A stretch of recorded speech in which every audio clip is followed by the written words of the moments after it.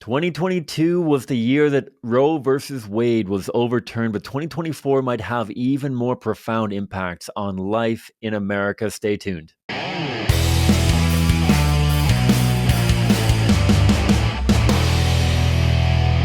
Hi, folks. Welcome back to the Pro-Life Guys podcast, a show dedicated to equipping you with the tools that you need to have compassionate and compelling conversations about abortion so that together we can change minds, save lives, and transform our culture.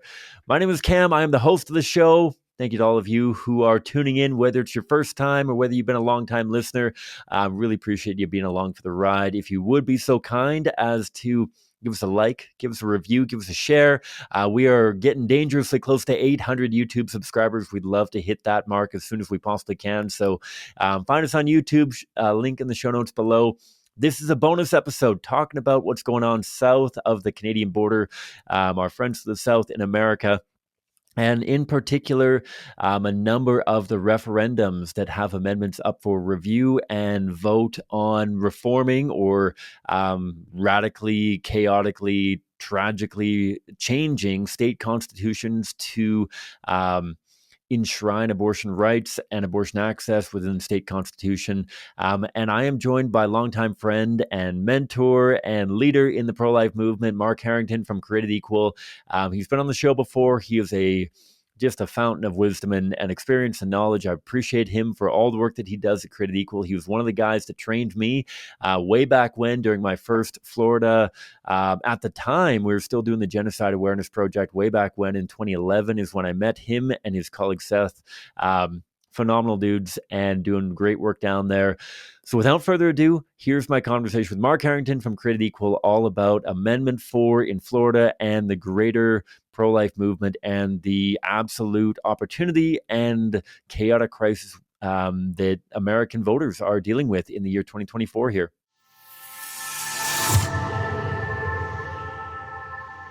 All right, folks. Mark Harrington back in the podcast. How are you doing, sir?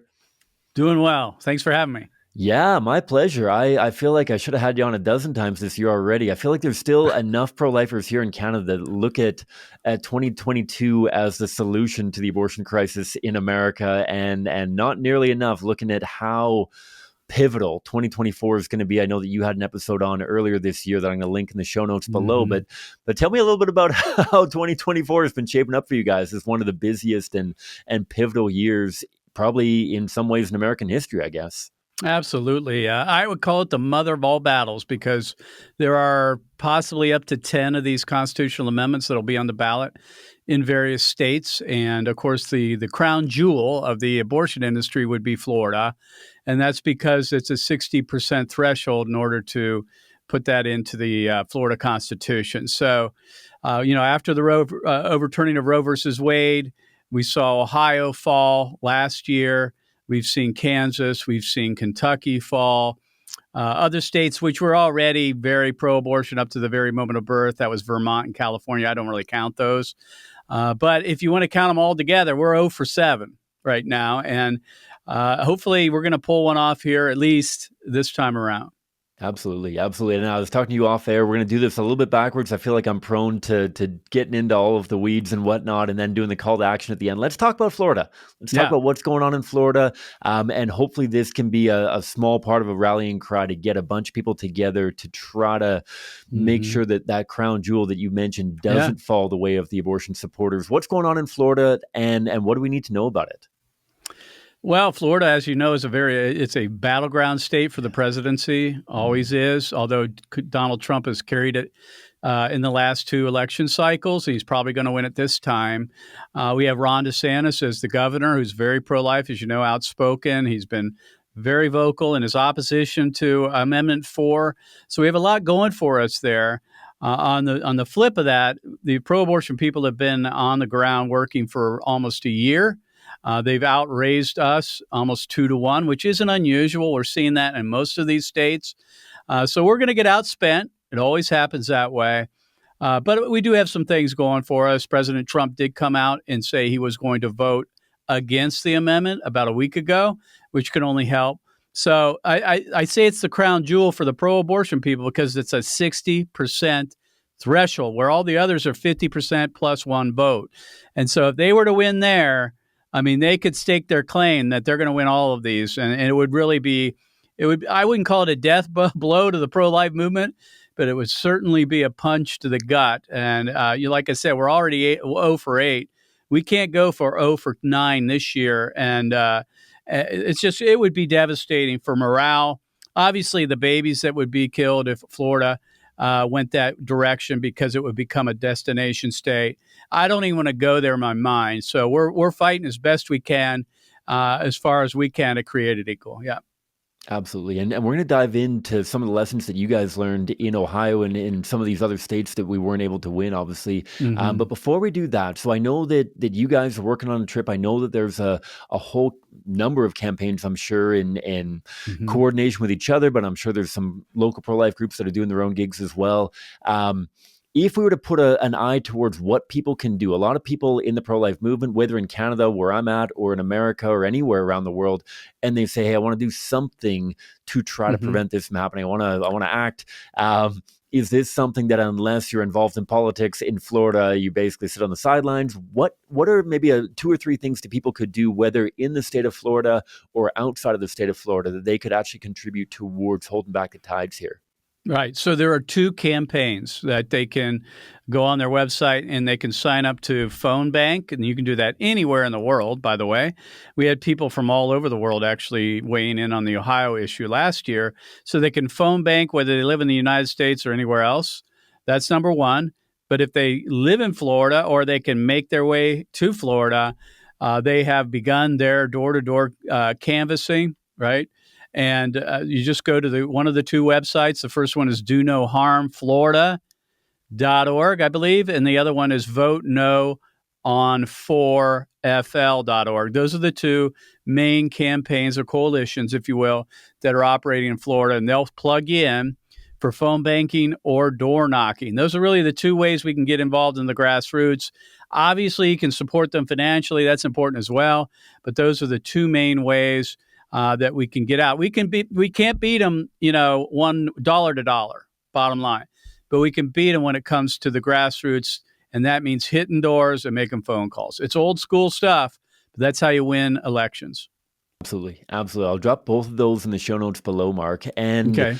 maybe just a word towards door knocking and this phone calling, Mm. because I know that, I mean, you've been doing this for a long time. You were one of the Yeah. instrumental figures in getting me into this. And yet time and time again, as I'm sure that you see the same thing that I see, that the idea of door knocking is overwhelming for some people. And, I don't want to be a door knocker. I barely want to be a Yeah. phone caller, kind of thing.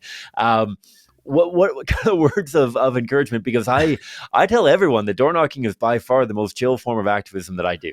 That Well, going door compared to to what, door. compared to holding abortion signs on college True. campuses, I would say so. To me, it's just you got to try it first. I mean, and in the campaign, just as we did in Ohio, they'll train you. They're going to sit you down. They're going to walk you through how to, go to the door, knock on the door, how to walk through the amendment with the red pen document, talking about the 3 main issues: expanding late-term abortion up to the very moment of birth, parental rights, which is again an issue in Florida, and health and safety regulations will be wiped out. That's the same with every one of these constitutional amendments, to be honest with you. And so we're also going to persuadable doors. What I mean by that is we're not going to hardcore pro-abortion people. They're not going to come our way anyway. We want to find those who are in the middle. That means that they're either pro-life, but they're just not really active, may not be thinking about voting on this issue, or they're marginally pro-choice, because those people can be persuaded as well by communicating that the amendment just goes way too far than current law in Florida. And once it's in the Constitution, there's no way to change it, really. I mean, there's just no way back. It's a one size fits all. And it's just, there's no way, like if it were with the legislature, where you can have back and forth, give and take, nuance, you can change the law. You can't do that once it's in the Constitution. So that's kind of how it works. There's a script. Really, it's not as intimidating as people would think. You're not going to hostile territory here. Generally, these are persuadable voters.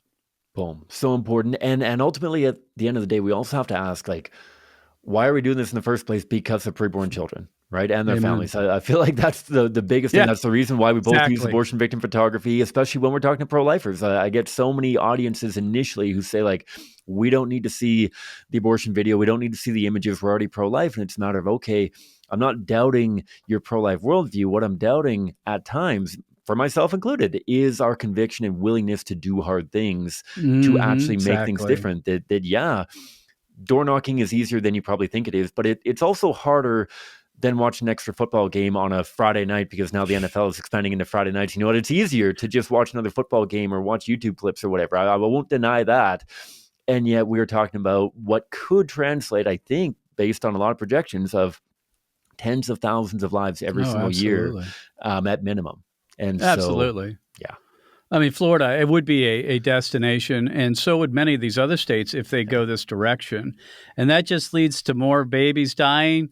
And we're all about reducing the body count, right? Yeah. Whether the law says one thing or the other, we're about saving lives too and changing hearts. But if we can reduce the numbers of abortions, that's Mhm. really the goal, right? Yeah. Overall, we want to make it unthinkable for sure, but eventually we do want to make it unlawful. And Yeah. right now, that is the battleground. Florida's it. Oh, absolutely. And that pincer tactic of getting abortion unpracticed at the end of the day, that a Exactly. combination of unthinkable and illegal. Hmm. Maybe from there, let's dive into some considerations, whether for Florida or whether for any of these other states that are facing these amendments. I know there's close to a dozen of them happening this Right. year.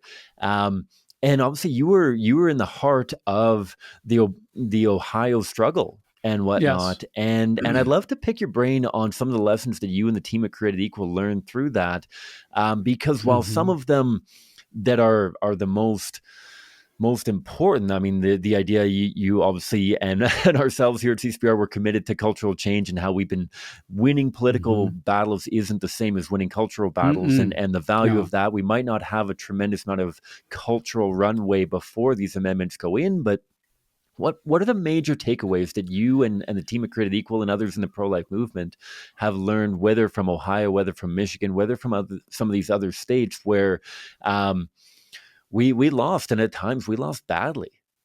Yeah. Well, in America, and I don't think this is such the case in Canada so much, but we have been winning the battle politically over the last 50 some years until, believe it or not, when Roe versus Wade was overturned, which we all worked towards to happen. And when it did, that threw it back to the state legislatures and to the people to decide for the most part. So we got what we wanted. But the fact of the matter is, we may have overturned Roe, but we didn't overturn abortion.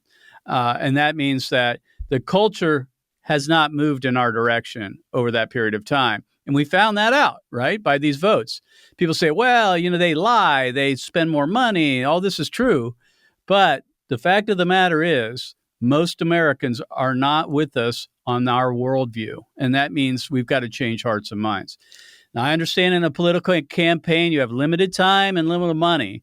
So you may not have time to make a full throated defense of the unborn in order to win these amendments. But we cannot throw the babies under the bus. And I think, unfortunately, with a lot of these, and I would also say in Ohio, the coalition unfortunately tried to work on these, what you would call side issues, in order to move a point here, a point there. And it just wasn't enough. Uh, we got to make the main thing the main thing. And the main thing is abortion. It's child killing. And especially when you look at the late term abortion issue, which is opposing it is a winning issue across the board. We can make it about that. And that does move the needle. And so that's why we in Ohio, through Created Equal, we ran a couple of ads on our own outside of the coalition, actually, that focused on the issue of late term abortion. So the fact is that unfortunately, most of these coalitions in these states now even have not learned that lesson. And I'm afraid they're going to repeat the same results in some of these states. I hope it's not the case, but I've been speaking to all of them over the last year since we lost in November, trying to get the word out that this is what worked in Ohio, this is what didn't work. Don't repeat the same mistakes. Don't continue the same messaging and expect a different result. Unfortunately, we're seeing that with some of these coalitions, And I fear they're going to have the same result as we did in 2023. I hope it's not the case, but I don't think we can nuance our way or finesse our way to victory overall long term. We might win or eke out a victory here or there, but when it comes to the end game, which is to make abortion unthinkable in order to make it unlawful, you got to do the hard work. That is cultural change, which comes one person at a time. Exactly. Changing hearts and minds and helping them Yeah, to know the real impact of these, what a lot of people perceive as theoretical or principle or philosophical ideas around abortion. No, we're talking about a human being. We're talking about a human being being ripped apart. right. And that is something that should be in the forefront of their mind as they go into these ballot boxes, and not, I mean, obviously our mutual friend Jonathan, and I know that you on the show as well, talk a lot about the difference between marketing and social Yes, reform, and how absolutely. we're not trying to sell memberships for our local pro-life entity. We're not trying to get more people at our chicken dinners kind of thing. We're trying to have people accurately informed as they walk into a ballot box. And at times, I mean, we all have a yearning and a hunger for acceptance. I like being liked, and I'm sure that you like being liked occasionally as well. Sure. And yet, at the end of the day, that can't be the core message of something Mm-mm. as direct as an abortion reform referendum. Exactly. And as you know, our good friend and colleague Greg Cunningham Yeah. used to say that social reformers are rarely liked. Effective social reformers are never liked. Yeah. They're generally hated, Yep. but we would take the trade off. I'd Yeah. rather them hate me and hate abortion at the same time, and I think that is doable, actually. So we're not trying to win people to ourselves. We're not trying to win people to a message. We're actually trying to get them to reject abortion, and that's a wholly different way of going about it. Yeah, absolutely. Absolutely. And so bearing that in mind, when we look towards a state like Florida, Mm-hmm. is this winnable, I guess, in some ways? Mm-hmm. And not that if it wasn't winnable, we wouldn't bother putting any time or energy towards it. We still have lives on the line. Right. We still need to act with defiance. But what are you hearing? What are you seeing with regards to Florida? Obviously, they have that higher threshold of 60% vote. I'm sure that this isn't in the bag for the Mm-mm. pro-lifers any more than it might be in the bag for abortion advocates. But what are you seeing there? And um, what kind of considerations do we have to have regarding whether it's polling, whether it's what we're seeing? Obviously, having the state governor Mm-hmm. supporting the pro-life entity is going to be helpful, presumably. I don't know. I've read a lot of Donald Trump's statements about the 6-week ban being too short of a time and muddying the waters around that. What are you hearing? What are you seeing about Florida in particular that is worthy of consideration, I guess, at this point? Well, if you believe the polling, Okay. probably the best poll shows us at 58%, which would be Okay. below the 60%. Most of the polls that I've seen and that seem the most reliable land around 62%. That means we've got a couple percentage points to move between now and November 5th. Early voting, I believe, is starting soon. If not, it's already begun in Florida. So the election day is now. I mean, to be honest. There's been polling up as high as 69%, actually. I think those are outliers, but I think we're somewhere in the low 60s, if you want to look at it that way. I don't trust the polls. I don't look at polls. If anything, that should motivate. I look at it just to understand it so I can talk to people. But when I see the polls that are not in our favor, it just makes me motivated more to do more. And I think we should just obviously get out and press the get on the doors and make phone calls. So I think it's winnable.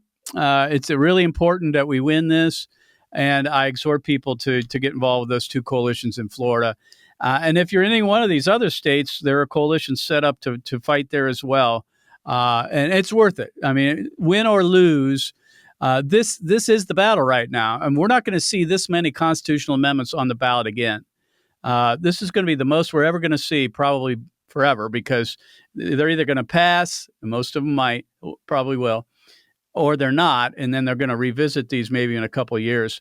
But within the next 5 years, this is all going to shake out in the United States. We're going to find out where these states land, and then we're done, because a lot of these states don't even have a mechanism to put an amendment on the Constitution. So we've got 9 or 10 of these this year, and that's why it's important that we all throw in right now. Absolutely. Absolutely. And like I said, we're going to have those in the show notes below for anyone who's tuning in. I wanted to ask you maybe a couple of FAQ style questions, because again, in your article that I'll drop in the show notes, you Hmm. talk about how in Ohio, both the heartbeat bill as well as the quote unquote signature case. I mean, the abortion Yes. lobby loves to rally around these heart wrenching Right. cases, and often we as pro-lifers get caught with our pants down, Yeah. and aren't able to respond. And obviously in Ohio, there's a tragic case of a 10-year-old sexual assault victim. Yep. And we knew it was coming. We knew that Yeah, this we was knew it was going to be coming. leveraged, just like, I mean, our friend again, Jonathan, wrote the book about the Irish pro-life movement, and how we knew that Savita was coming. We knew that was going to be one of the signature rallying cries for the pro-abortion movement. What are we looking at with regards to the top talking points from the pro-abortion lobby in Florida? Hmm.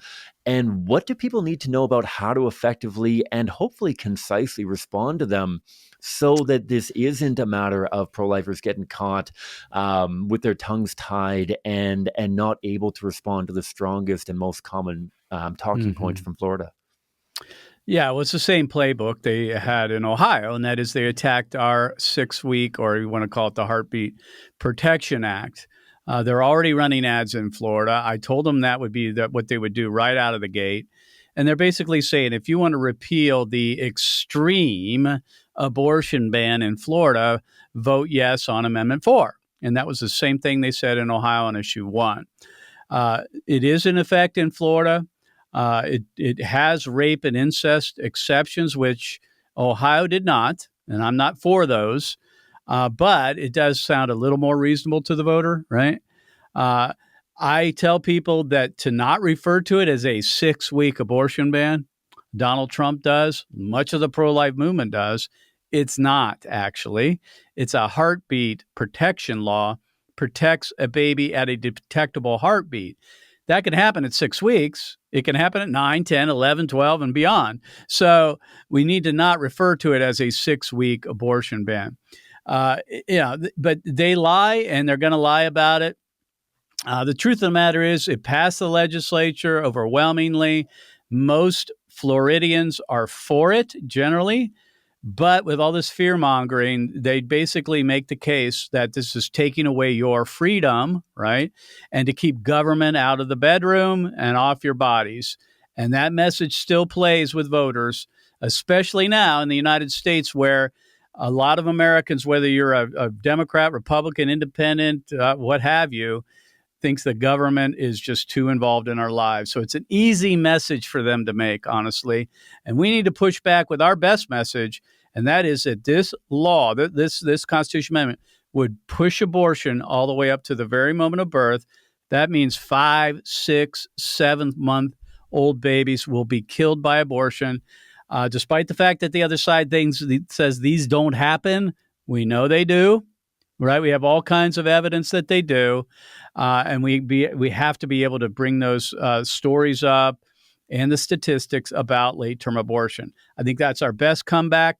It's kind of hard. You don't want to be playing defense, right? You don't want to be answering their best arguments all the time, but you got to have something there. You got to lead with your best argument, because we're not going to be able to answer everything they say in in Florida, as we were unable to in Ohio. We got to lead with our best case. Absolutely. And I mean, you're in such a different world than we are here, where, I mean, in Canada, when we're doing out Mm-hmm. our sidewalk displays and whatnot, and we've got 8 signs out there, and 2 or 3 of them are later term abortions, and people are Mm-hmm. trying to call us crazy for thinking that abortions are happening, and all this kind of stuff.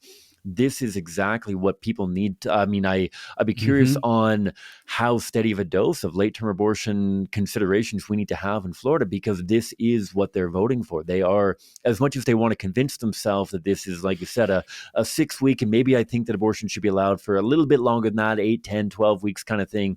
No, if you support this amendment, you are opening the door for this 24-week abortion victim to happen more Mm-hmm. frequently. You're opening the door for all of these kinds of things. And obviously the pro-abortion lobby is going to try to say that they only ever happen at that term, um, when they have severe physical disabilities and all this kind of thing, which again, pro-lifers, we have a very long and very good response to that and all that kind of thing, but needing to keep things tight and needing to keep things clear and understandable for the voter, because while, like we said, we're both on the same page that we need to have very thorough and comprehensive answers at times, especially as we get closer and closer to this vote, we're going to need to keep things simple and clear and at the front of the voter's mind, obviously.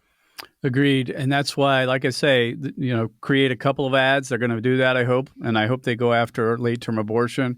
Our ad is actually airing today. We raised money to put the ad that performed the best in Ohio. It was about late-term abortion, and it showed Claire Caldwell, who was a victim of abortion. She survived, but her twin did not. That's an incredible story. She survived. Her twin did not. That ad in Ohio that we ran was the most effective ad in memorability and effectiveness in moving the needle. And so we raised some money, and we're running that ad in Florida.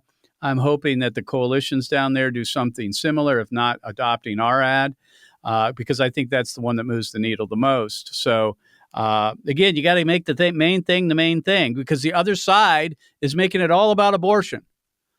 We lose credibility when we say, oh, no, it's not about abortion. It's about parental rights, or it's about parental consent, or it's about health and safety regulations.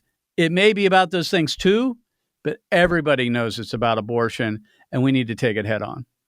Yeah, absolutely. As a quick thing, anyone who wants to help you guys run that ad even more, they can go onto your guys' website, presumably, and throw you guys some money to be able to get that in the pockets and laptops and whatever of people in Florida, presumably, fair to say? Yeah, createdequal.org. It's going to be a streaming TV ad. It's not going to be broadcast television. That's hugely expensive. Yeah. It's also a very wide net. This is more precision. It targets persuadable voters on their tablets, on their smartphones, on their television sets through streaming TV. That's digital television. That is the wave of the future, by the way, and that's the way we're going about it. So we can reach the ones that need to be reached. Absolutely. A couple more here for you, Mark. I love minding your brain on this. I'm sure that this, you might chuckle at this, I suppose, but before we dive into mobilizing the church and what charities need to know about how they can actually get involved in this, I feel like we have conversations in CSPR, I'm sure that you guys have them all the time as well, about how we got to be willing to make people uncomfortable. And our colleague that you mentioned earlier, Greg Cunningham, and the great quote about how Americans don't deserve a nice and easy day at the beach. I don't know the exact quote that he shared. I'm sure he's shared in a few ways. I feel like at times we are hesitant and reluctant and outright avoid big events, whether sporting events, whether big campaigns that we can make a difference. We can bring a display to, we can talk to people outside of a stadium. We can talk to people on their commute to work and away from work, and we convince ourselves that we don't want to inconvenience people. People are here, they're trying to enjoy the day, they're trying to enjoy a football game. I don't want to bother them. I feel like conservatives are so polite and not wanting to bother people. And that person they were making dinner. I didn't want to talk to them about abortion right before they're making dinner, and all these considerations. I'm sure that it sounds absurd to you, but no, I hear that all the time. I just heard it today on campus. Yeah, someone told me, "Why are you ruining people's day when they want to just go to class and learn and study?" Yeah. And I reminded them of the letter from the Birmingham jail that Dr. Martin Luther King Jr. Wrote, and he talked about creative tension, and he talked about bothering people, not just to be obnoxious, but to bother them, to get them to think, and that's what we do. We bother them enough to get them to think and say, hey, maybe I should revisit, maybe I should consider this and listen to what we have to say. It's a tactic. It's necessary to get those pictures in the minds of people for sure, but there should be some tension. We're looking for that because that changes the way they might think. It gets them out of their comfort zone, because otherwise they just go on with their daily lives unaffected by abortion because they'll never meet a victim. They just won't. So we have to bring those victims to them. So social reformers have always done this. We know this, right? Historically, we have the evidence. We have the polling. We've got the statistics that prove that this works. It is the most effective way to change hearts and minds. But even if it didn't, I'll be honest with you, the longer I do this, I'll continue to stand with the victims simply because I'm compelled to do so as a Christian, to share in their burden and thus fulfill the law of Christ, what the Bible says. So we need to identify with them and stand with them in solidarity. So the only way to do that is with the photograph because they're no longer with us. So that's the case we make. I think it needs to be done in these states. Some of them are taking us up on that offer. As you know, we're heading off to Florida. We're going to be doing our thing down there. We're going to be doing door to door. Don't get me wrong, but we're also going to be flying our tow banners and driving our LED trucks. So, we're going to be all out there for everybody to see.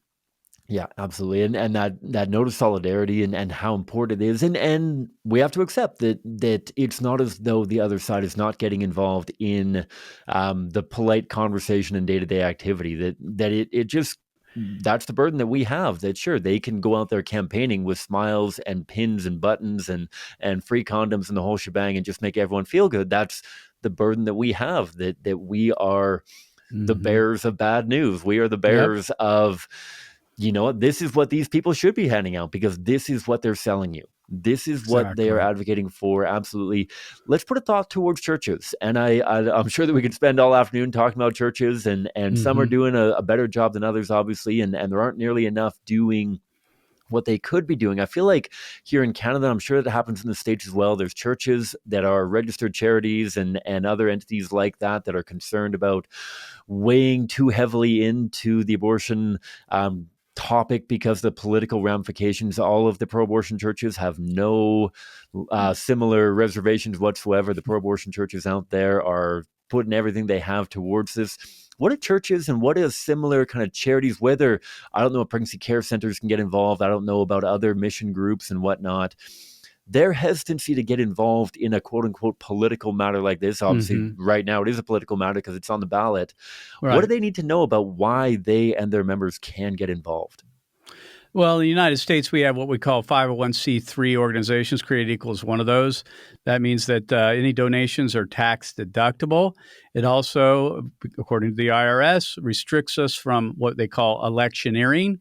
In other words, Created Equal can't go out and tell people to vote for Donald Trump, for an example. However, we do have a lot of latitude when it comes to constitutional amendments and lobbying for, say, a bill in the State House or something like that.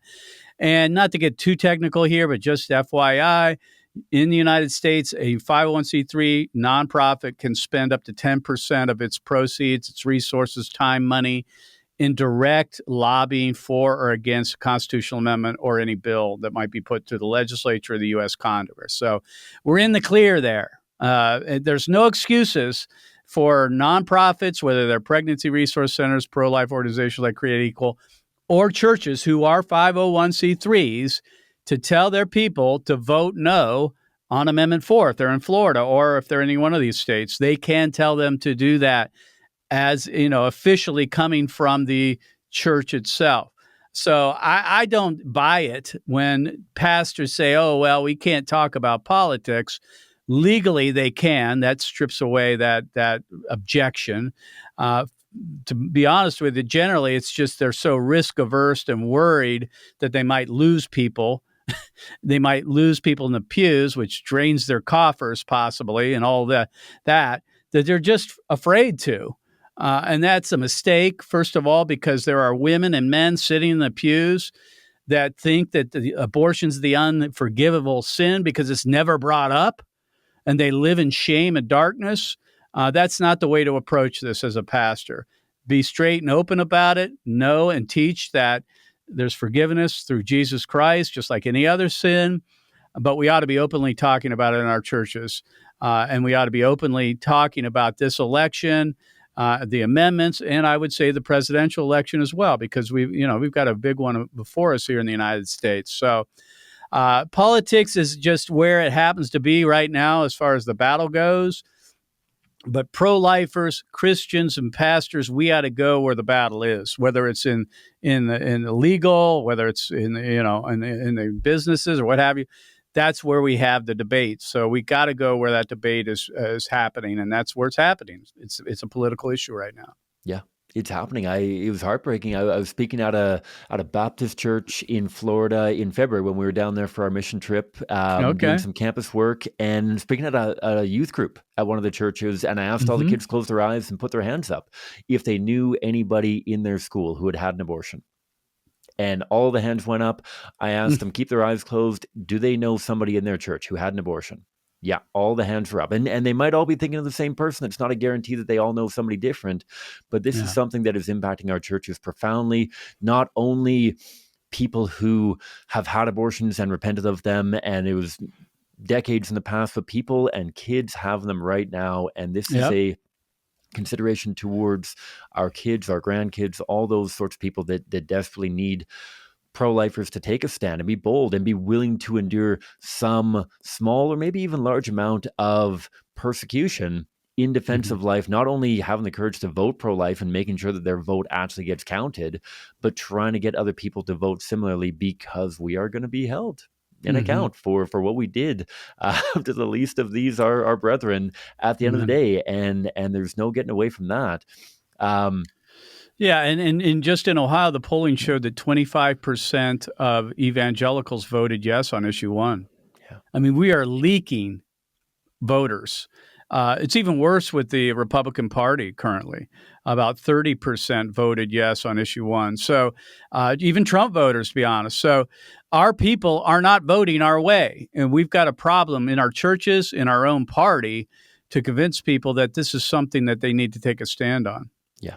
Yeah, absolutely. Any other thoughts or considerations we should have towards churches before we start putting a bow on this and talking about why Florida in some ways is our Normandy, and what the impact Yeah. could be if we win this? Any other things we should talk about with regards to churches and getting our... Well, it's interesting. During issue one, I was talking to pastors and I would just say to them, if you're not going to get involved now, when?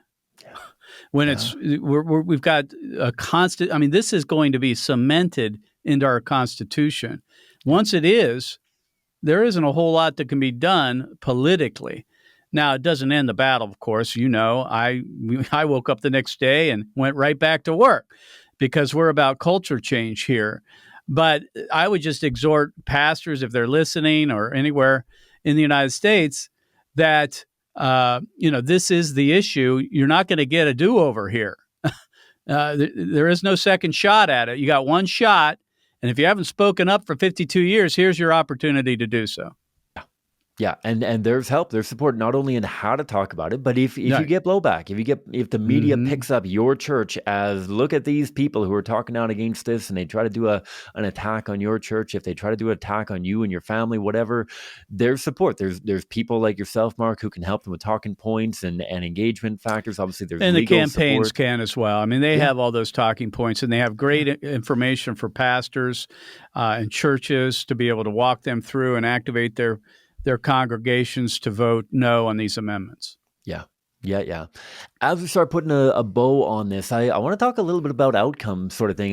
We don't want to get too far ahead of ourselves. We want to put the cart before the horse kind of thing. Mm-hmm. In Canada, we're dealing with a very different struggle, and in some ways, very different opportunity, in that I feel like people are more optimistic now in the pro-life movement than they have for a long time. There's a slowly building wave, and maybe this is just my own vantage point of where I'm at in my life kind of thing, but I feel like I'm talking to more and more people who were absolute stalwarts within the pro-life movement for a long time. They got beaten down over and over and over again, and to the point of giving up.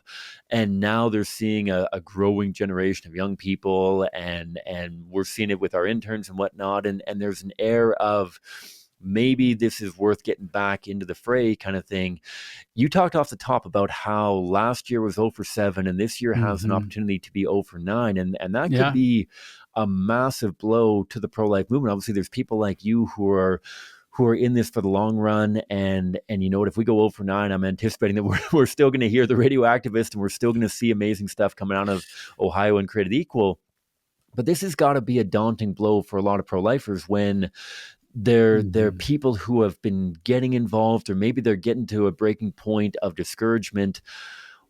Maybe, again, really just point out how important it is to not go over our first 18 of these things. And then maybe let's talk a little bit about what could happen if we were to win, if we didn't go over.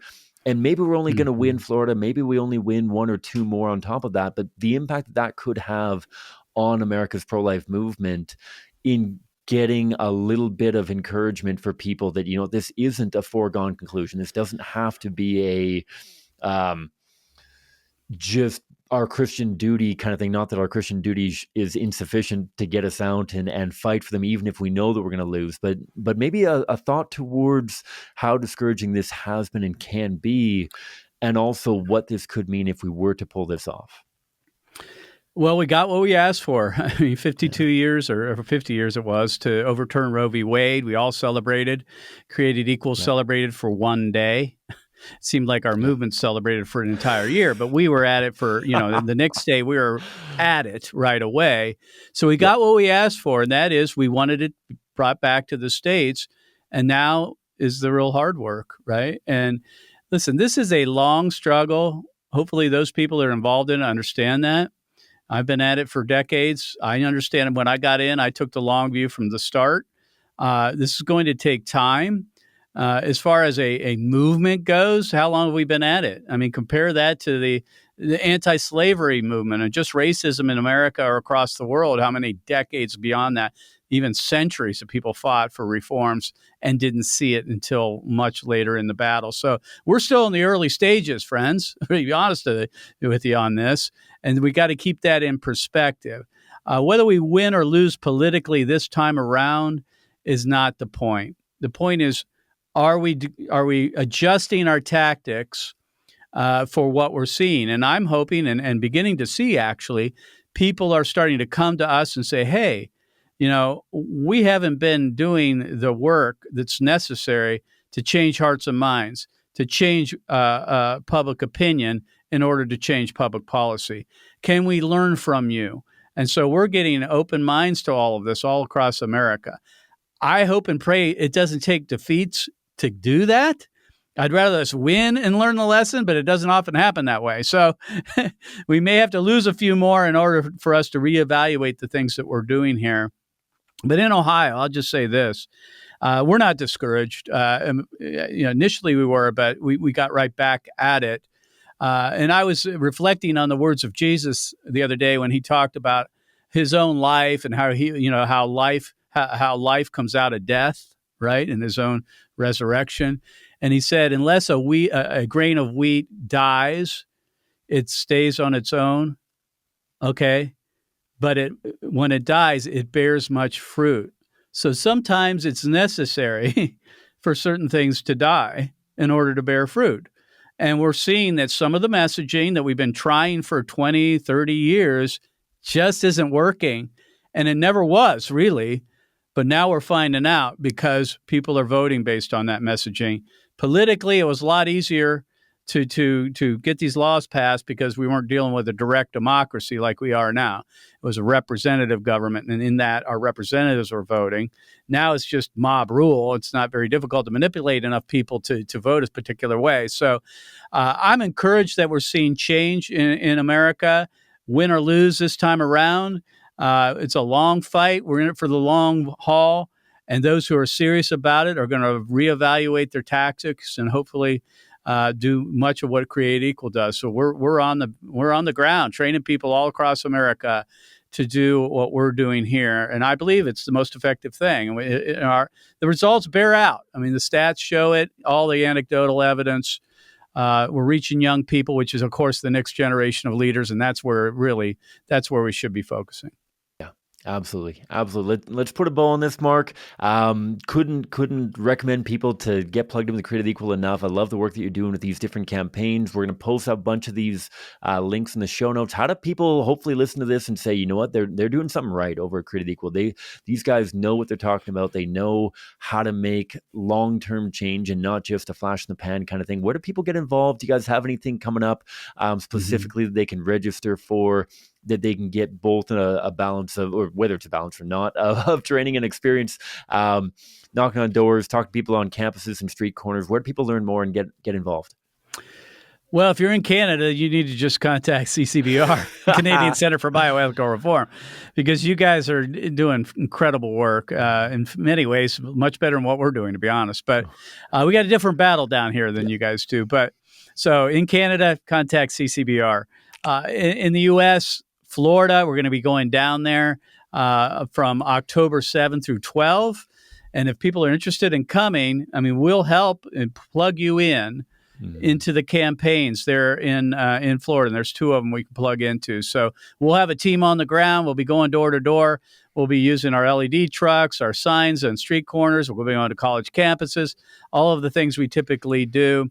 We got a lot going in 2025 too, of course, with our Justice Ride, which is where we we load up charter bus full of young people, take them on the road during spring break in the other parts of the country and take them down to Florida, as you guys do, and take them right to the heart of the battle and right to where people are discussing abortion. So we have that coming up early in 2025. So people can get involved by going to createdequal.org. That's createdequal.org, or they can listen to my podcast by going to markharrington.org.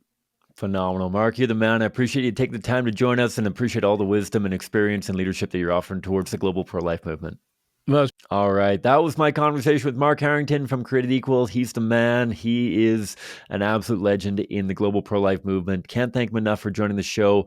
Do go to his website. Do go to our website. Do subscribe to the show, all that kind of thing. Check out his content over at Mark Harrington Show, Radio Activist, and consider getting involved in one of the 2 campaigns laid out in the show notes below. Whether you're phone calling, whether you're on the beat doing door knocking and street corner outreach, it can be intimidating. It can be hard, but preborn children and their families desperately need us. So please do that.